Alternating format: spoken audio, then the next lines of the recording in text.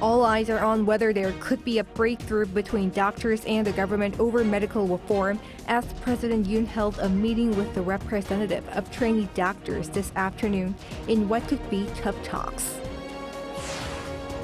The leaders of the U.S. and Japan are set to meet next week in Washington for discussions on joint defense equipment production.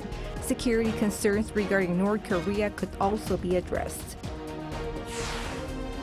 Spring means time for cherry blossoms. This year, they bloomed a little later than usual in Korea, but that doesn't mean it's affecting their mesmerizing beauty. It's April 4th, 2024. This is Newscenter. Good evening. Thank you for joining us. I'm Yoon Jung-min. Earlier this afternoon, President Yoon Suk Yeol met with the head of the country's Trainee Doctors Association amid the prolonged conflict between doctors and the government. The presidential office said Yoon listened closely to what trainee doctors had to say. Our Lee Si-hoo brings us up to speed. Talks in Seoul on Thursday between President Yoon Suk Yeol and the Korean Intern and Resident Association lasted for a little over 2 hours. Afterward, the presidential office said in a written statement that the president listened closely to the opinions of trainee doctors delivered by Park Dan, the head of KIRA. Yoon's office said that Park explained in detail about the poor working conditions experienced by intern and resident doctors, but that the president listened carefully. This follows President Yoon's public address on the issue earlier this week, where he highlighted his will to speak with the doctors. South Korea is nearly 50 days into a collective walkout by doctors in training, protesting the government's plans for medical reform and an increase in the country's total medical school enrollment quota by 2,000 a year, beginning with 2025 admissions. In mid-February, the Trainee Doctors Association released a statement demanding the government withdraw its plans, saying that they would limit public access to quality medical services. But the government has stood firm, saying that South Korea will need an additional 15,000 doctors by the year 2035. Lee Si-hoo, Arirang News. U.S. President Joe Biden will host Japanese Prime Minister Fumio Kishida for a state visit next week. They are expected to discuss an array of topics from joint defense equipment production to North Korea issues. Our Kim Do-yeon reports. U.S. and Japan are expected to strengthen military cooperation as U.S. President Joe Biden hosts Japanese Prime Minister Fumio Kishida for a state visit in Washington, D.C. next week. Kishida said in an interview with Japanese newspapers Hankei on Thursday that to enhance security operations, Japan and the U.S. are discussing strengthening coordination related to command and control, but clarified that it's about coordination and does not mean a joint command between the U.S. and Japan. Also, according to Kurt Campbell, the U.S. Deputy Secretary of State earlier on Wednesday in D.C., the upcoming summit will be, quote, historic for the updating of the U.S.-Japan security partnership. Speaking at a think tank in D.C., he added there will be steps for the first time that will allow the U.S. and Japan to work more collaboratively on joint development and potentially co-production of vital military and defense equipment. John Kirby, White House National Security Communications Advisor, on Wednesday morning as well, said the state visit is expected to also touch on the Camp David Summit members. He said, quote, opportunities to talk about how we can continue not only our bilateral cooperation with Japan, but our trilateral cooperation between Japan and South Korea. He also said, quote, there will be issues to talk about in terms of the security environment, concerns about the DPRK, concerns about aggressive PRC actions.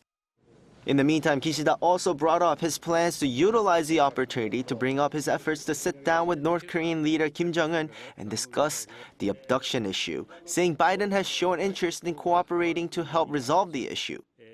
Kishida said, quote, based on the common understanding that the door to dialogue with North Korea is open, we will reconfirm this closely with the U.S. and also work closely with the trilateral partnership, including South Korea. Kim Do-yeon, Arirang News. Korea's new homegrown 3,000-ton submarine, the Shin Chae-ho, was delivered to the Navy earlier on this Thursday morning. Shin Chae-ho is one of the key forces of South Korea's kill train system aimed at countering a North Korean nuclear attack. It's the third and final submarine of KSS-3 Batch 1 following the Tosan An Chang-ho and Anmu. Like its earlier counterparts, it is capable of firing ballistic missiles. South Korea hopes the submarine will not only strengthen national security, but also become a leading player in arms exports. In Taiwan, the aftermath of a powerful earthquake continues to unfold. 9 people have been killed and more than 1,000 have been injured. Rescue efforts are underway. Moon Hye-ryun has details. Taiwan's biggest earthquake in a quarter of a century has led to at least 9 deaths and injured over 1,000 people. The 7.4 magnitude earthquake struck Wednesday morning just south of the rural and thinly populated city of Hualien on the eastern coast of the island. According to Taiwan's fire department on Thursday morning, the number of injured people has climbed to 1,050, with 46 individuals still unaccounted for, while the death toll has remained steady at 9. 50 hotel workers bound for a resort in Taroko National Park have finally been found, trapped on the cross-island highway linking Hualien to the west coast, with video footage showing the staff waving from the side of the road.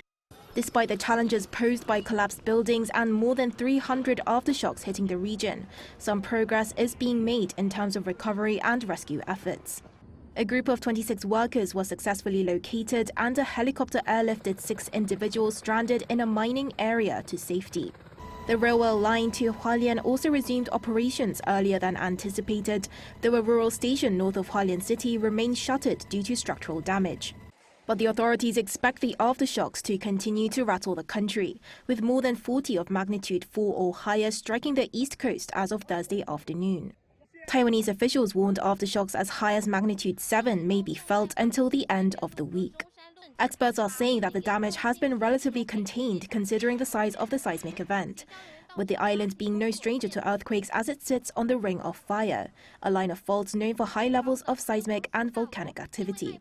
Taiwan is therefore said to be well prepared for such events, with the government continuously revising its standards for quake resistance required of new and existing buildings, and carrying out widespread education campaigns on earthquake safety.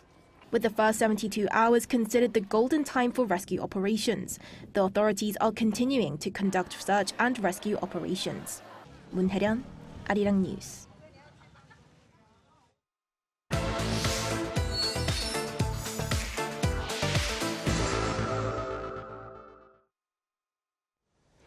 President Yoon has called for further government action to enhance household finance as well as that of small businesses. The call was made earlier on this Thursday at yet another review session of the government's policy briefings, open to the public, and this time the focus was on broader economic matters. With regard to efforts already in place, the president highlighted the opportunity to shift to lower interest loan plans offered to individuals and small businesses, as well as the chance for the latter to refinance their debt obligations.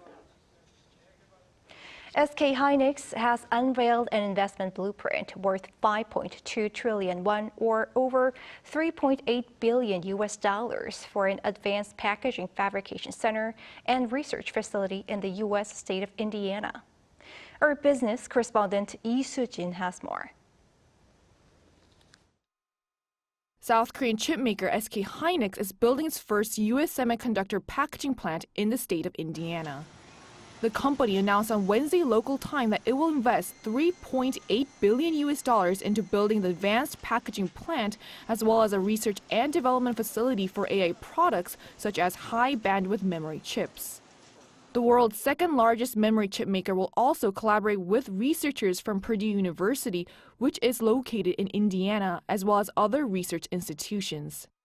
This comes as the company has been looking for places within the United States to build chip manufacturing plants amid the growing demand for advanced AI chips like HBMs that are used to power generative AI models such as ChatGPT. The Biden administration announced in 2022 that it will provide subsidies to boost U.S. competitiveness in the chip market, with a total of $39 billion set aside for companies that build chip manufacturing plants in the U.S. And according to industry sources, SK Hynix has already applied for a share. The company said it decided to build its first U.S. packaging facility in Indiana because of advanced engineering research at Purdue University and the state's robust manufacturing infrastructure and support. Mass production of AI memory products is expected to begin at the plant in the second half of 2028. And according to SK Hynix, production and R&D facilities are expected to create more than 1,000 new jobs in the region. The chip maker not only has the largest share of the global HBM market, but is also the sole supplier of HBM3 chips to NVIDIA, which leads the AI chip market with an 80% share. SK Hynix already announced that it began shipments of the latest 5th generation HBM3E at the end of last month, with some of the initial shipments going to NVIDIA. But SK Hynix will not just be focusing on overseas investment, as it will continue with its domestic investment plans, which include a project worth nearly $90 billion to build a semiconductor cluster in Yongin, a city located on the southern outskirts of Seoul. Lee Soo-jin, Arirang News. Higher fruit costs have been making headlines these days, with unstable weather being one of the contributing factors. Today, we take a look at how the changing climate is affecting apple harvests in particular, and how it's bringing a change in South Korea.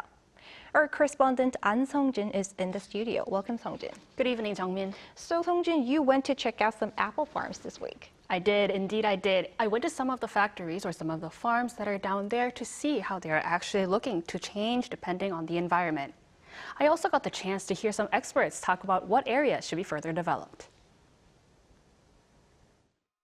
Apples in South Korea are the most expensive in the world. According to Numbeo, an online database which measures consumer prices, apples in South Korea are about $6.82 a kilo, which is much higher than the price of apples in the US or Japan. With the sudden change in the temperature, apple flowers died out before blossoming, leading to a drop in the amount of apples harvested last year and a surge in apple prices. Due to climate change, temperatures have been rising, and according to the Environment Ministry, South Korea has seen a temperature rise of 1.6 degrees compared to 110 years ago. This is higher than the world average temperature rise of 1.09 degrees. As a result, the most suitable environment for growing apples has been moving northward up the peninsula from the southern provinces. Farms have been adapting to this change by integrating technology. This is one of the country's first smart farms located in Andong, Gyeongsang-mukdo Province. Funded by the Agricultural Ministry, it uses ICT tools and AI technology to monitor individual farms and prevent damage to apples from pests. Using my phone app, I can easily control the farm's environment. With the AI camera, I get to monitor the growth of apples, detect pests, and prevent frost. These farms also have their own smart irrigation and fertilization system, which controls the amount of water used. The control center gathers weather data such as humidity and land temperature and tracks the plants and analyzes them for any issues over time. We provide farms with the necessary data. However, it's the individual farms that make the final decision on what to do. It's important that we continue to expose the rural population to the concept of smart farming. The government is also addressing the change in harvesting conditions for apples by developing new apple varieties. We're working on cultivating different varieties of apples, such as those with good coloring, green and yellow apple varieties, and those apples that can grow well despite temperature changes during the flowering season. To maintain efficient productivity, harvesting apples with machines and automation will become more common. Land that is suitable to grow apples is diminishing, but smart farms like these allow apples to grow despite the changing environment. Now, this smart farm, empty at the moment, is expecting to see flowers blossom by the end of April and apples to be harvested between October and November. Well, Sung-jin, you mentioned the growing environment for apples has been moving northward. How much of a change is it?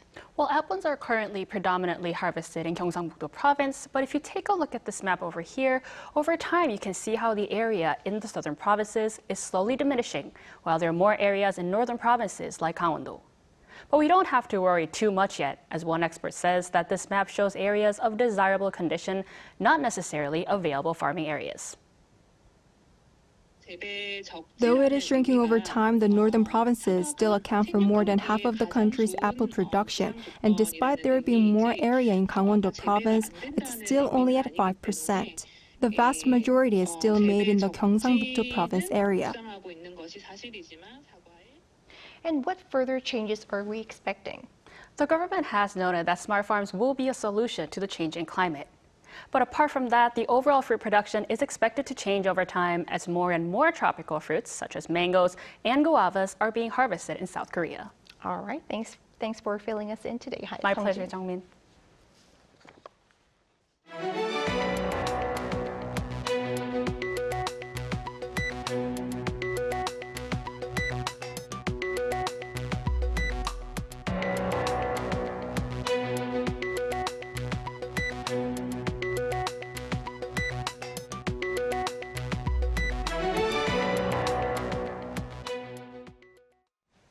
South Korean experts will participate in the restoration and maintenance of Cambodia's Angkor Wat Buddhist temple complex, a UNESCO World Heritage. The Korea Cultural Heritage Foundation said on Thursday it has reached an agreement with the Apsara National Authority, a government organization of Cambodia, adding that Korean specialists will repair and restore the northeast part of the Bakan Tower within the temple complex by 2026. This is a follow-up measure after a related MOU was signed between the two organizations in February. South Korea is the fifth country to participate in the restoration project at Angkor Wat after Germany, Japan, Italy, and the US. Gyeonggi-do province is also home to Korea's tallest tree, which is rooted in Yongmunsan Mountain, and researchers here were recently able to determine its age. Chung Eun-ju explains. A ginkgo tree on Yongmunsan Mountain in Yangpyeong-gun, Gyeonggi-do Province is regarded as the tallest tree in South Korea. However, there has never been any scientific examination of the tree's physical characteristics until now. South Korean researchers have uncovered information about the ginkgo tree by digitally modeling it. The researchers utilized LiDAR used in unmanned vehicles to measure information about the ginkgo tree and create its digital twin. By emitting laser light and analyzing the reflected information, we can acquire various information such as distance, movement direction, speed, position, and surrounding environment in a 3D format. As a result, the height of the Yongmunsan Mountain ginkgo tree was found to be 38.8 meters, equivalent to about 13 stories of an apartment building. The total weight of the tree is 97.9 tons, comparable to the weight of about 69 medium-sized cars. The biggest question, the age of the tree, has also been revealed. Using the method of measuring the age of old trees, the calculated result was 1,018 years. By applying the growth information analyzed with LiDAR to the age estimate database of old trees at the Korean National Institute of Forest Science, the tree's age was found to be 1,018 years. This dates back to the Goryeo Dynasty period in 1007 AD. The annual carbon dioxide absorption capacity of the Yongmunsan Mountain ginkgo tree was 113 kilograms, equivalent to the amount absorbed annually by 11 50-year-old Mongolian oak trees. Chung Eun-ju, Arirang News. Spring is here and cherry blossoms have finally bloomed flowers from their buds. Our Choi Soo-hyung was out and about in capital Seoul to share some of the beautiful scenes. The scent of spring has returned. This year, many people have been waiting for the cherry blossoms to bloom. It was expected that this would happen about a week earlier than last year, starting around mid-March. But the weather at the time, including sudden cold snaps and spring rain showers, delayed the blossoms. As a result, they actually bloomed 4 to 5 days later than usual. Despite being a weekday, as Thursday, from even early morning, many visitors were around enjoying the onset of spring. This is my first day here, and this is a very beautiful place to see the flowers, and there's no such a big place like in Taiwan, so yeah, I'm very enjoying it. Until last week, the weather was a bit cold, so even if the flowers bloomed, it would have been difficult to enjoy them. But now that the weather has warmed up and the flowers are in full bloom, it's even nicer to come out and see them. Many cherry blossom spots nationwide had planned festivals for the end of March. The Yeouido Cherry Blossom Festival was also originally scheduled to start on March 29th and end of April 4th. However, due to the late blooming, a change in plans became necessary. Seoul city officials announced that they would extend traffic restrictions on nearby roads in Yeouido until next Monday, April 8th. Facilities such as shelters for picnics, photo zones and temporary health centers set up for the festival will also remain open until then, providing convenience and rest spaces for visitors. The Korea Meteorological Administration has forecast that, despite the weather having had a significant impact so far, people will be able to enjoy cherry blossoms in full bloom this weekend. For those who want to know the best spots to enjoy the stunning views, use Exit 1 of National Assembly Station or Exit 2 of Yeouido Station and Subway Line 5. Choi Soo-hyung, Arirang News.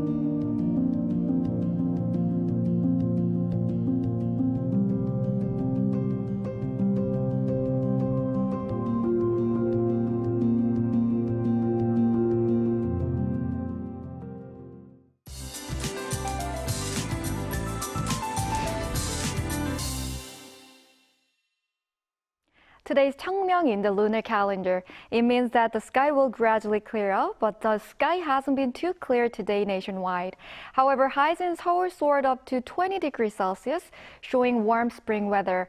As daytime temperatures rose today, the atmosphere became unstable, and rain has been falling throughout the inland areas. As for the amount of rain, Jeollabuk-do province will receive 5 to 40 millimeters of rain, 5 to 20 in Chungcheongnam-do and Jeollanam-do provinces. Other inland areas will have less than 5 millimeters of light rain until dawn tomorrow. As rain clouds become strong locally, there may be places with strong rain of around 20 millimeters per hour. From tomorrow, there will be only occasional clouds in most areas. Tomorrow morning, Seoul and Busan will start off at 10 degrees. Daily highs will move up to 18 in Seoul, Daejeon and Chuncheon, Gyeongju, Busan and Jeju, 17 degrees Celsius. Clear weather is expected without rain forecast for the upcoming weekend. That's all for Korea. Here are the weather conditions around the world.